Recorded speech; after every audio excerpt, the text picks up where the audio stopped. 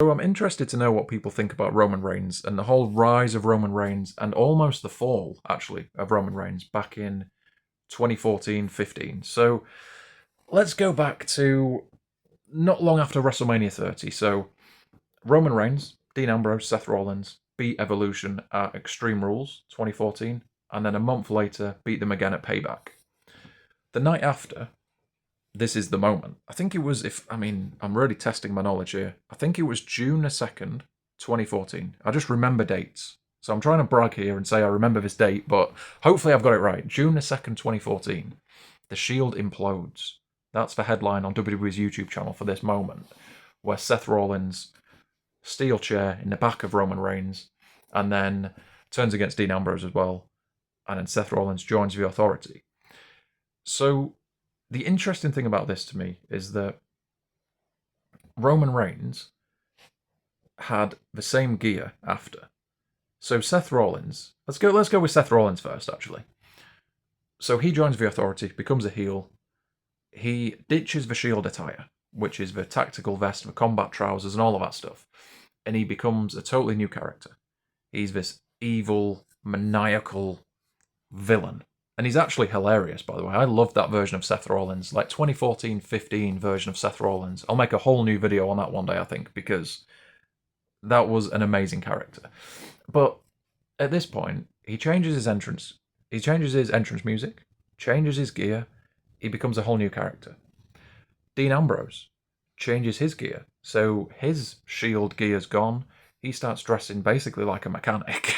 He's dressed in like a grey or white or black vest every week, or tank top, and then jeans.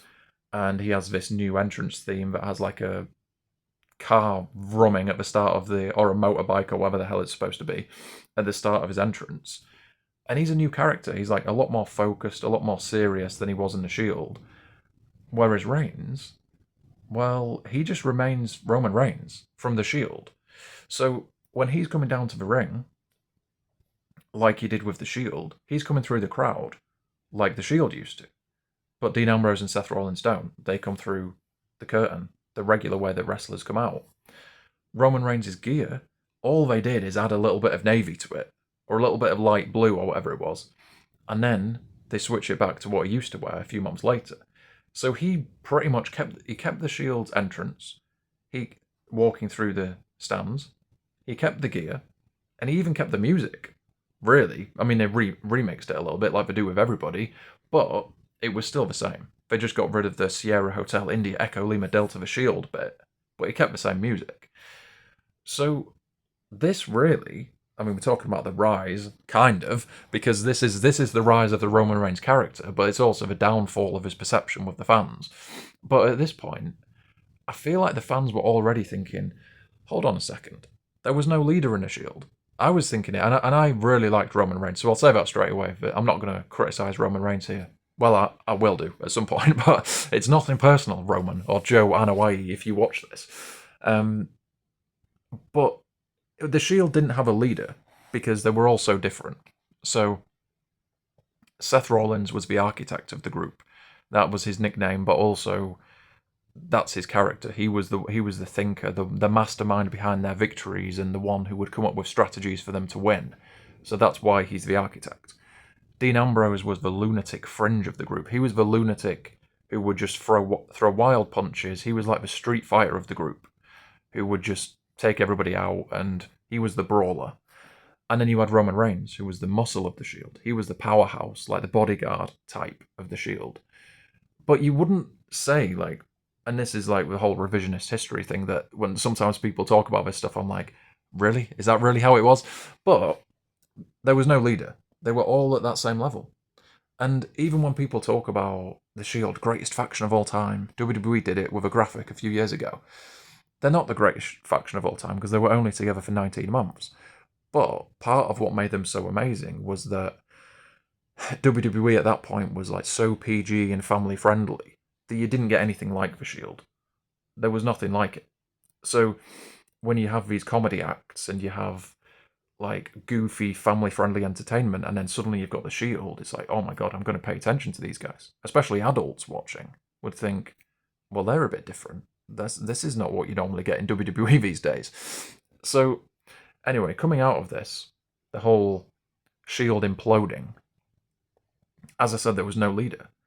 However, in WWE's presentation of their split after, okay, so Seth Rollins wins a Money in the Bank contract. So you could say big push for his character. He's now going to be in the world title scene, not initially, but he will be eventually because he's now got the Money in the Bank contract. So then he's the heel. So really now it's between Ambrose and Reigns. And the WWE could not have made it any clearer straight away. Reigns is the guy because they put him in the world title scene. I think it was, again, I don't like to make notes for these videos, so I'm trying to remember all of this like I remembered the date, hopefully correctly, from when the Shield split up. But I think it was Battleground 2014. I think it was Reigns, Randy Orton, Cena, and Kane. I might have got one of the names wrong there.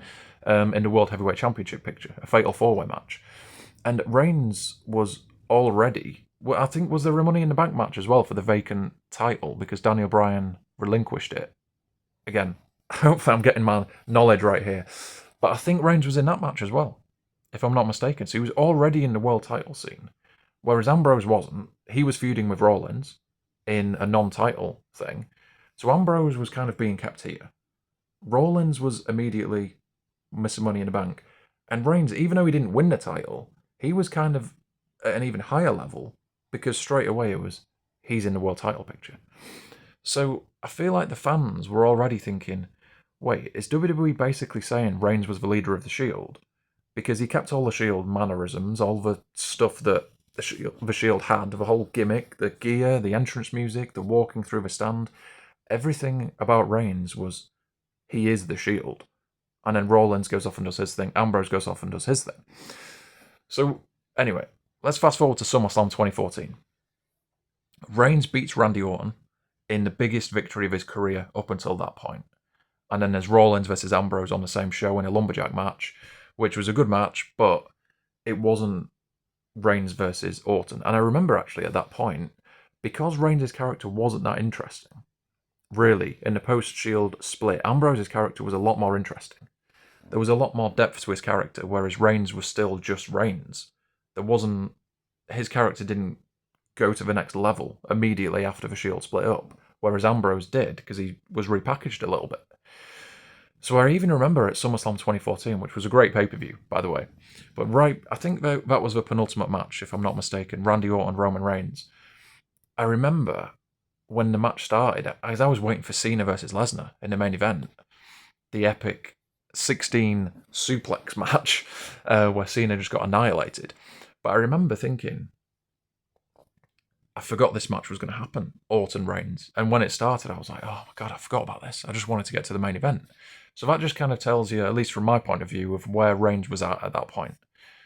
So anyway, next month, Reigns beat Orton. And I remember Michael Cole saying this is the biggest statement victory of Reigns' career so far, which it was. But again, it didn't feel that epic, really, even though he'd just beaten whatever Orton was at that point, 11, 12-time world champion.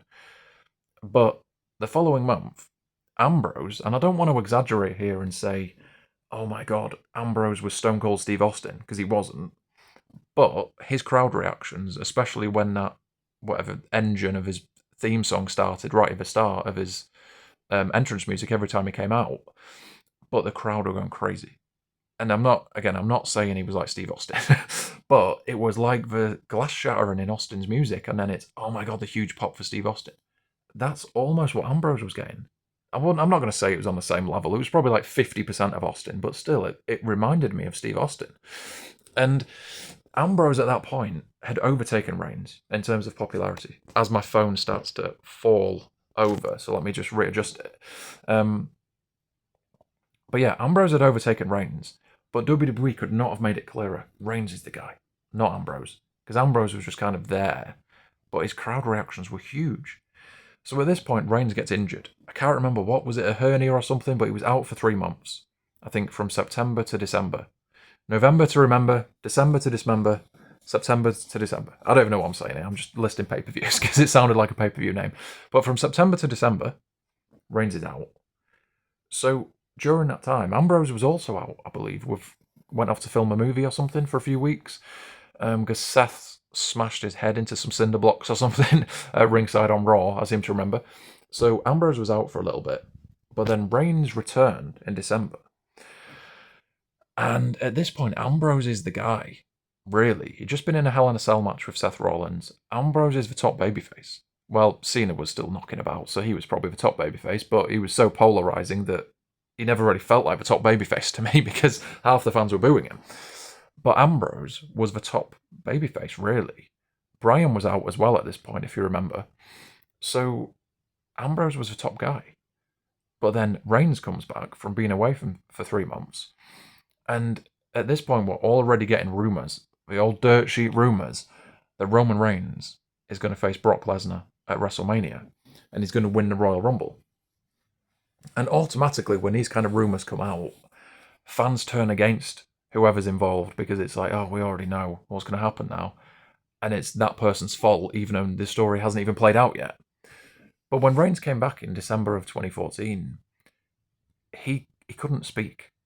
Like, his acting was so bad. And I'm not someone who would criticise this normally. Like, if there's a guy in NXT or Evolve or something, and if their promo's terrible, I wouldn't even say it publicly because I don't want to bash the person, and not that they're going to watch my stuff anyway. Hopefully not anyway. But I feel comfortable saying this about Reigns because, oh my god, years later he becomes one of the greatest characters of all time, the Tribal Chief. But back in these days, Reigns was horrific on the mic. He couldn't act. He could wrestle, even though people would sometimes chant, "You can't wrestle." He absolutely could wrestle, so people were just being stupid saying all that. But he couldn't act. He couldn't speak. His promos were cringeworthy. And I remember, because I liked him, and I wanted him to do well, and fans had already started to kind of criticise him a bit online, but the reactions in the arenas in December 2014 weren't that bad. He was still getting the pop from the Shield days, so the fans hadn't turned against him at that point. But online they had, and I remember feeling like, I feel bad for him. I want him to do well. And there was a promo, I can't remember what it was. It was either NXT or like some kind of, because he went back to NXT for an episode, I seem to remember. But I think it was an episode of Raw, and there was like a satellite interview with Reigns. And I know this sounds ridiculous, but this shows how this was the absolute height of my wrestling fandom.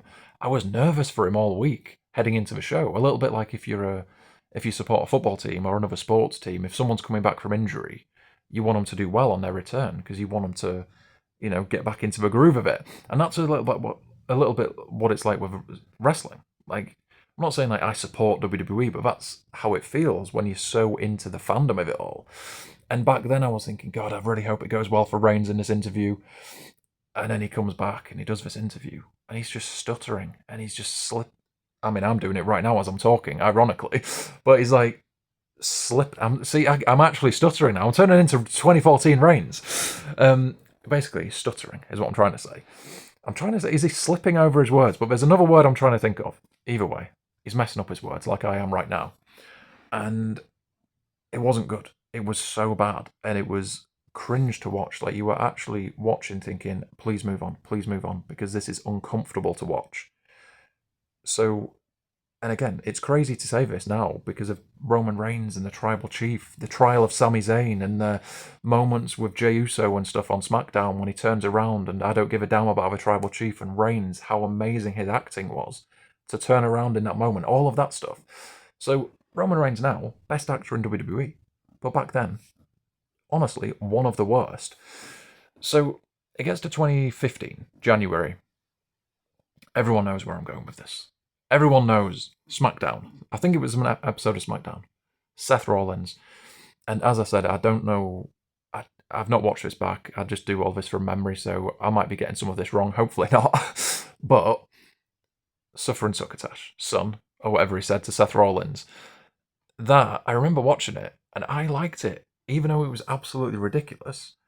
I thought, well, that's interesting that this is like his character now, that he would say something ridiculous like this. But if that's the direction they're going with the character, I mean, at least it's given him something, because he was so wooden before and he couldn't speak. It's like, okay, I mean, they're trying something new here. And I can't remember what he said to Rollins. It was something like, you sniveling, suffering, succotash son. I can't remember what it was. Something like that.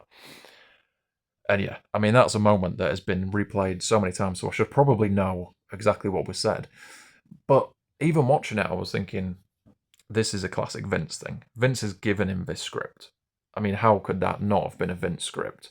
But in fairness, because I know Vince got a lot of criticism, Vince McMahon over the years for scripting things, and even Dean Ambrose said in interviews later on that Vince would give him stuff and say, read this word for word. And Ambrose, or John Moxley, whatever you want to call him, would get frustrated and think, I don't need a script.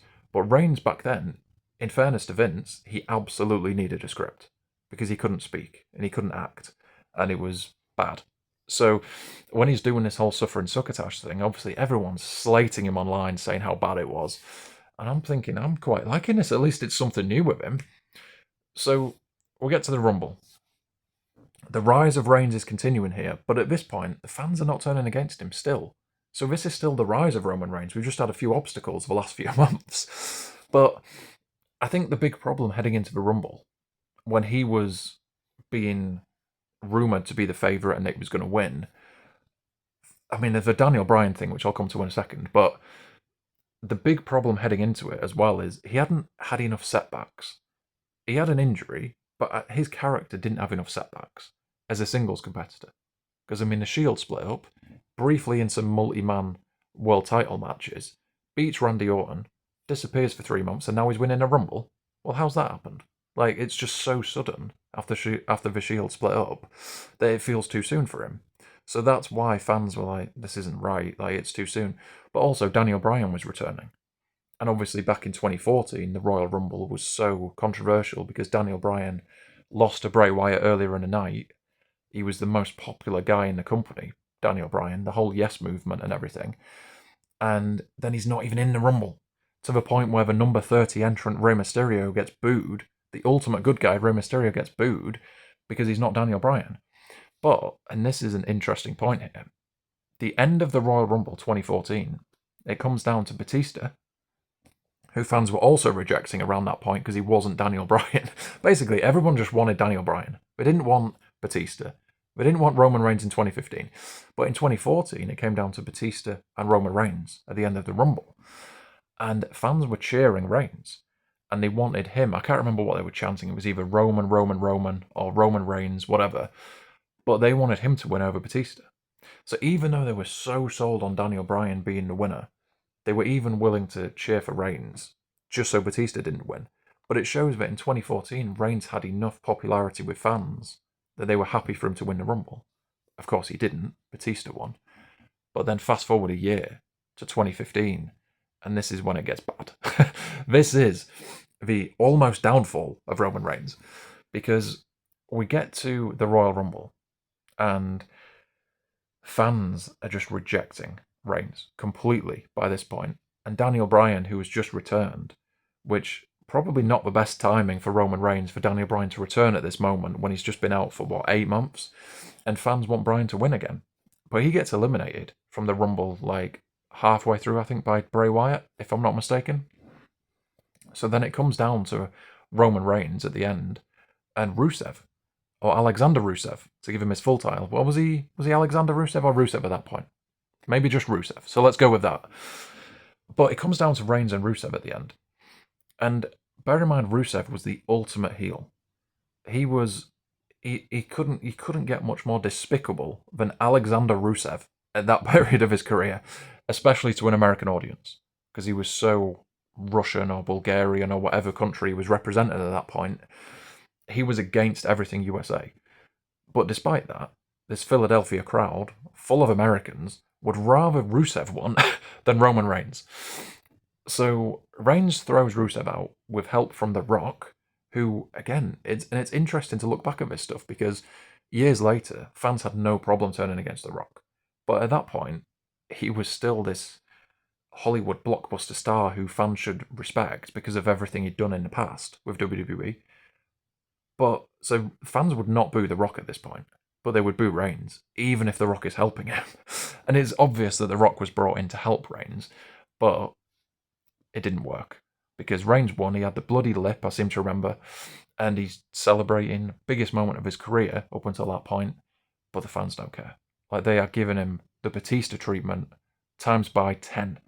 For what Batista got into. Well, actually, I don't know if I'm remembering that a little bit wrong, because Batista's boos were bad.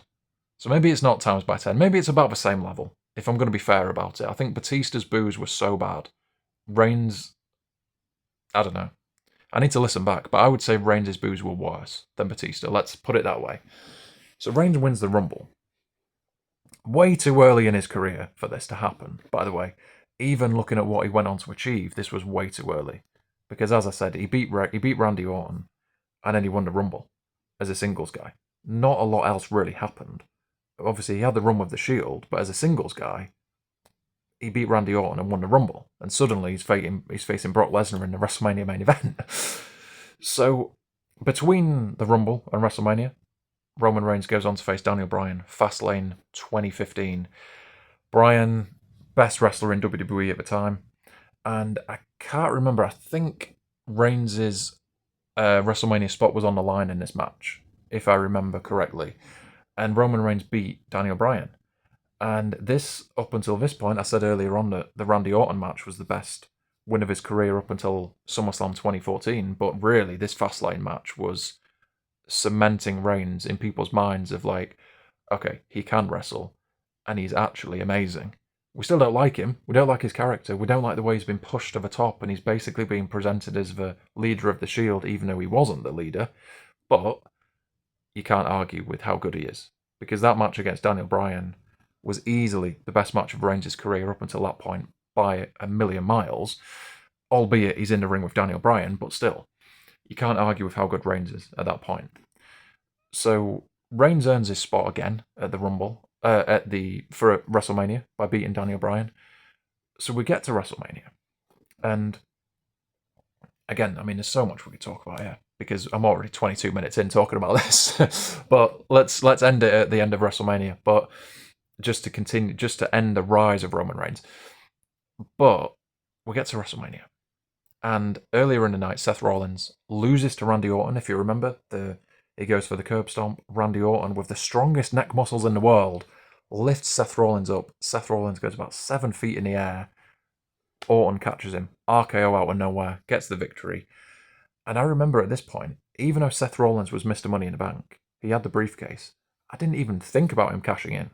To me, that it didn't even cross my mind once. And I remember staying up all night to watch this, which I think was the first night in the UK we had the WWE Network for a WrestleMania, because they messed up the 2014 launch big time. Twice, I think. Twice they said, we're launching it on this date. And then as soon as the date came around, they said, actually, due to unforeseen circumstances, we need to delay this. So this was the first WrestleMania we had in the UK on a WWE Network, so I stayed up all night to watch it. And we'll get to the main event. Lesnar versus Roman Reigns. And Roman Reigns, on his entrance, I'm not going to exaggerate here and say people were shoving him down the steps and stuff, but I do remember during his entrance, people were kind of pushing him a little bit, and he was kind of looking at them like, God, this is bad. People are pushing me during my entrance, which shows how hated he was, even though he was still being presented as a good guy. So the start of this match is really just Lesnar destroying Reigns, ragdolling him around the ring, and you're thinking this is like an almighty beatdown. This is like Reigns really earning his spot in this main event by taking an absolute beating from Brock Lesnar. And just to put this into context, Lesnar at this point was an absolute beast. The beast incarnate. He was the main man in WWE. He just, 8 months earlier, SummerSlam 2014, he had taken Cena to Suplex City. And I think that phrase, again, if I'm not mistaken, Suplex City was born in this match against Reigns. I think that's when Lesnar said it for the first time. He said another word after it, which I'm not going to say on here in case I get flagged. But at one point, when he was throwing Reigns around the ring, he said Suplex City word. And then that Suplex City was born. But it was a SummerSlam match a year earlier when he hit Cena with, 16 suplexes? In the most one-sided SummerSlam main event of all time. And also, Lesnar had ended The Undertaker's undefeated streak a year earlier, at WrestleMania 30. So, at this point, Lesnar was the man. He was the beast. So, really, there's no way Reigns should have been beating Lesnar. But that was the rumour. This was going to happen. Roman Reigns winning the Rumble, then going to dethrone Brock Lesnar. And again, it's like too much too soon. You're throwing him way too early to the top. But that was the rumor. And I will say, one of my favorite wrestling moments ever, and I guarantee this will not be in anyone's top 100 moments, but I don't know why, but for me, when Reigns starts to make the comeback in the match, and he's throwing those Superman punches at Brock, and Brock is bouncing back off the ropes. He's going back off one rope, then another Superman punch. He's spiraling, going back off of another. Honestly, I friggin' loved it. I've watched that back so many times, so I should probably remember it better, considering the amount of times I've watched it. But amazing moment when Reigns starts to make that comeback. And I thought at that point, this match is amazing. Because sometimes you get these main events that are built up for months, especially when we'd started hearing rumours about this Reigns-Lesnar match back in late 2014. So it had been at least 4 or 5 months that we all knew this was going to happen. So for it to actually deliver, and this is before Rollins has arrived, a spoiler there, Rollins is about to arrive with a Money in the Bank briefcase, in case you don't know. But before that's even happened, this is amazing. This is an amazing match. And then Rollins, his music hits. He comes down with the Money in the Bank briefcase. And I can't remember the exact way that this happened. I'm trying to remember right now, actually. Did Reigns hit Lesnar with a spear? I think. Lesnar rolls out the ring. Rollins follows up with a curb stomp onto Reigns and gets the win. I think that's the way that it went down. Either way, Rollins cashes in. He wins the title. Massive surprise. I didn't see it coming at all. Some of you might have done. You might have just known about this all along, but I had no idea this was going to happen. So it was a massive surprise. Like, genuinely one of the best moments I remember watching live. And of course, and I don't know if this is an old wives' tale about all these Samoans being in the front row, or like a rumour that got out of hand, but apparently Reigns' family were in the front row. Well, that's not apparently, that is confirmed. They were in the front row because he saw them. And apparently they were fuming, absolutely livid that Reigns didn't win, because they, along with everybody else, thought Roman Reigns was going to win here, and it was going to be his big moment where he gets his first world title win. But that doesn't happen. Rollins gets the first world title win. He goes up to the stage, starts spinning his title around, just like he did back in NXT, when he won the NXT Championship a few years earlier. And that is how it ends. That's how WrestleMania ends. Roman Reigns, dejected. Lesnar, he's not bothered. I believe Lesnar got a new deal with WWE right before WrestleMania, so he's not bothered. He's got money in the bank for years. Whereas Rollins now, biggest moment of his career, the heist of a century is what they called it, which is classic WWE. I remember around that time they were putting names to everything. Like even the year earlier, when Daniel Bryan won the title, it was the Miracle on Bourbon Street, and I was there at WrestleMania 30. And Bourbon Street is nowhere near the Mercedes-Benz Superdome, so, or whatever it's called these days. Is it I can't remember. They've changed the name of it, but the Superdome. It's not even near Bourbon Street. But Daniel Bryan's victory, Michael Cole's like, the Miracle on Bourbon Street, the Miracle on Bourbon Street. It wasn't even near Bourbon Street. But a year later, the heist of a century, with Seth Rollins cash-in, deserved the big billing of the heist of a century. But yeah, this was a great moment, a great match. And I think Roman Reigns has even said in interviews that he went backstage after the match. And I don't know if anyone's seen that picture of Bret Hart and Roman Reigns at WrestleMania 31. But Bret Hart said to Roman Reigns, instant classic. And for Bret Hart to say that, the most critical, I don't know if he's the most critical, but the most honest man in wrestling to say instant classic, sums up that this really was an epic match. Probably one of my favourites of all time, actually. Because as I said, a lot of the time WrestleMania main events don't live up to the billing, but this one definitely did. And I think that pretty much concludes the rise of Roman Reigns. I've probably missed out a couple of things. I don't know. We didn't even cover a year of his career then. We've gone nearly 30 minutes, but that sums up Reigns from June 2nd, if I got it right. I'm going to try to guess the date of WrestleMania 31 as well. But June 2nd, 2014, up to, let me guess, March the 30th. If I've got my memory correct, I don't know if it is, of 2015. That is the rise of Roman Reigns.